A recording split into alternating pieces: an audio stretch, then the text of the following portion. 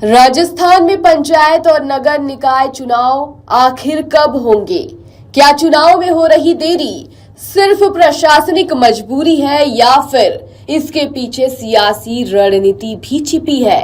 राज्य निर्वाचन आयोग के एक पत्र ने चुनावी टाइमलाइन को लेकर नई बहस छेड़ दी है। चुनाव आयोग ने साफ कर दिया है कि 31 जुलाई तक चुनाव कराना संभव नहीं है। वहीं कांग्रेस ने इस देरी को लेकर भाजपा सरकार पर गंभीर आरोप लगाए हैं। क्या है पूरा मामला, देखिए हमारी इस रिपोर्ट में। राजस्थान में पंचायत और शहरी स्थानीय निकाय चुनाव का इंतजार अब और भी लंबा हो सकता है।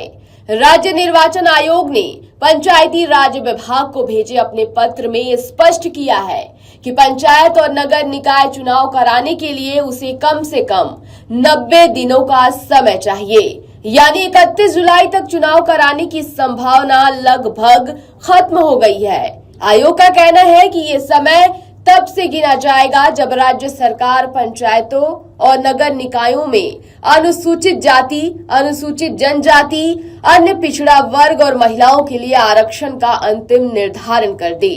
ओबीसी आरक्षण का निर्धारण सरकार ओबीसी आयोग की सिफारिशों के आधार पर करेगी। निर्वाचन आयोग के मुताबिक पंचायत चुनाव की प्रक्रिया पूरी करने में करीब 50 दिन लगेंगे। प्रदेश में पंचायतों की संख्या अधिक होने और व्यवस्थागत जरूरतों को देखते हुए उन्हें 4 चरणों में कराया जा सकता है। वहीं शहर स्थानीय निकाय यानी यूएलबी चुनाव में करीब 40 दिन लगेंगे और इन्हें 2 चरणों में कराने की संभावना जताई गई है। यानी प्रशासनिक तैयारी, आरक्षण प्रक्रिया और चुनावी कार्यक्रम को देखते हुए चुनाव की तारीखें अब पहले से काफी आगे खिसक सकती हैं। लेकिन इस पूरे घटनाक्रम ने सियासी माहौल गरमा दिया है। राजस्थान प्रदेश कांग्रेस कमेटी के अध्यक्ष गोविंद सिंह डोटासरा ने चुनाव में हो रही देरी को लेकर भाजपा सरकार पर निशाना साधा।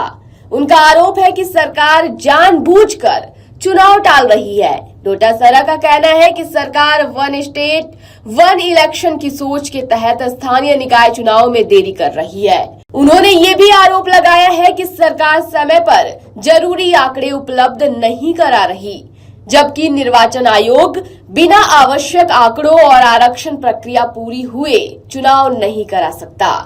हालांकि राज्य निर्वाचन आयोग के पत्र में देरी की वजह प्रशासनिक और कानूनी प्रक्रिया को बताया गया है। आयोग ने आरक्षण निर्धारण, वार्डों और पंचायतों से जुड़ी औपचारिकताओं और चुनावी तैयारियों के लिए पर्याप्त समय की आवश्यकता जताई है।